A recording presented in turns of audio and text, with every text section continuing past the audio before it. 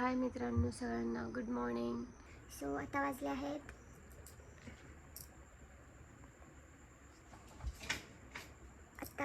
3 म्हणजे जवळजवळ 3:15 वाजत आले आहेत. आणि मी उठली आहे गुरुचरित्राचं पारायण करायला.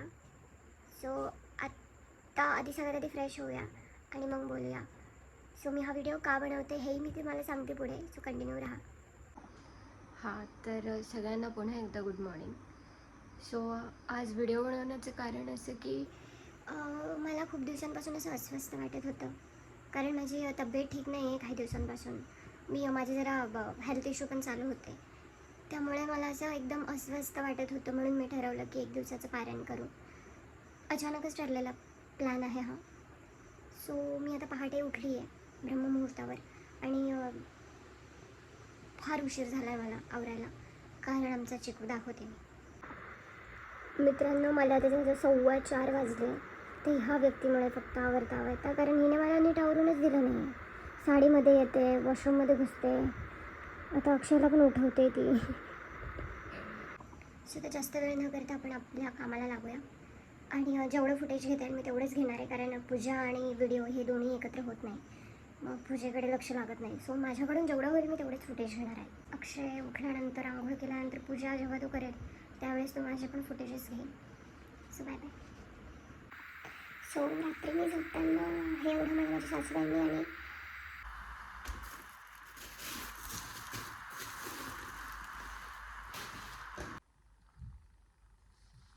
नदी तीरी आपण दोघे स्नान करी, तयाजवळी घरे चारी असती वृत्राश्रम देव आणि दुरे वशी वरदा ऐसे परी दिवशी दुसदा हाला ढोंगरी.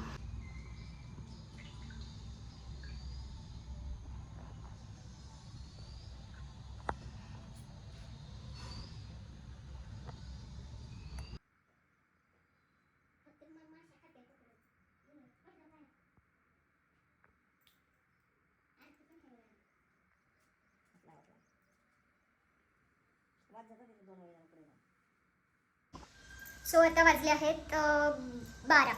सो 12 ते 12:30 ही दत्तगुरूंच्या भिक्षेची वेळ असते. त्यावेळी दत्तगुरू हे आपल्या घरामध्ये नसतात किंवा देवाऱ्यात नसतात किंवा कुठल्याही मंदिरात नसतात, ते भिक्षेसाठी गेलेले असतात.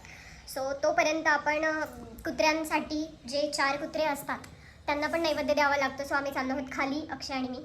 ॲज युजल बिचार अक्षय माझ्यासोबत 3:30 वाजेपासून तो पण उठलेला आहे, 3 वाजेपासून.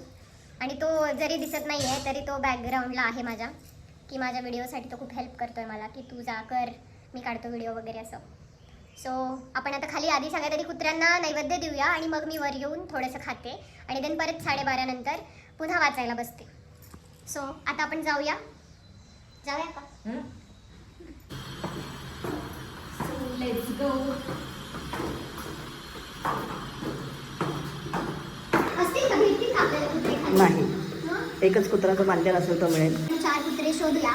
जर 4 कुत्रे नाही मिळाले तर हे 4ही नैवेद्य आपण एकाच कुत्र्याला देऊया, कारण ऑप्शन नाही आहे.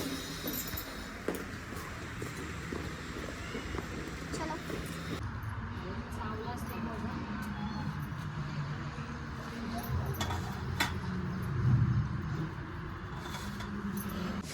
सो आत्ताच आम्ही कुत्र्याला नैवेद्य दाखवून आलो खालून आणि मी पण आता खाती आहे. पुन्हा 12:30ला मी वाचायला बसणार आहे आणि संध्याकाळी 4पर्यंत झालं तर बेस्ट आहे. 4 नंतर मग मला माझं इंजेक्शन घ्यायला जायचं आहे. पूर्णपणे मेला आहे माझा घसा, मला खाताच येत नाही. सो म्हणून मी ॲपल खाते. मला उपवास वगैरे मी नाही पकडत नाही. तर काही लोकांना वाटतं बाबा, लोक खूप बारीक निरीक लक्ष देतात ब्लॉग बघताना, सो त्यांना वाटेल उपवास पकडला आहे. आणि मलाही माहिती आहे, आता मी तसं पण गुरुचरित्राचा ब्लॉग टाकल्यानंतर काही ज्ञानी लोक मला तसं पण ज्ञान देणार आहे. पण एनिवेज आता आपण जर सोशल मीडिया रन करतोय तर या गोष्टी मला ऐकण्याची सवय लावावी लागेल.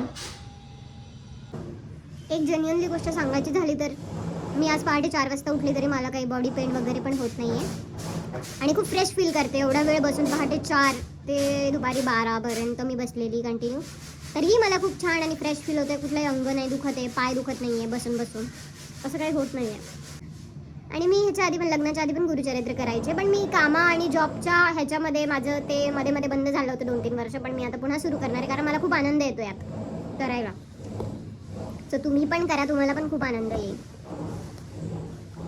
सो आता जेवण वगैरे झालंय, म्हणजे खाल्लंय मी जरा, आणि आता पुढे मी वाचायला बसते. सो मी तुम्हाला एकदा माझं गणपतीची गुरुचरित्राची पूजा मी कशी मांडली ती पण दाखवते. सो एकदा बघा. आणि मी आता डायरेक्ट वाचून उठेल 4-5 वाजता. सो तेव्हा भेटूया.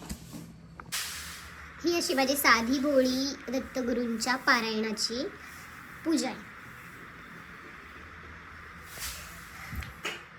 आणि दत्त महाराजांची मूर्ती खूप छान दिसते.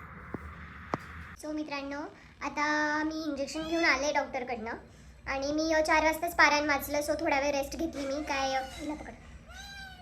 सो मला काय फुटेज नाही काढता आली कारण मी रेस्ट घेतली, जरा थकले होते. कारण पहाटे 4 वाजेपासून ते दुपारचे संध्याकाळचे 4 वाजेपर्यंत म्हणजे जवळजवळ 12 तास मी बसलेली होते. सो माझी हालत जरा कमरेची टाईट झाली होती म्हणून मी जरा बसले. माझ्या चेहऱ्यावरून पण तुम्हाला दिसत असेल म्हणून मी फुटेज नाही काढली. सो आता छानशी पुन्हा आरती घेऊया. निरंजन नको लावू, फक्त कापूरच ओवाळ.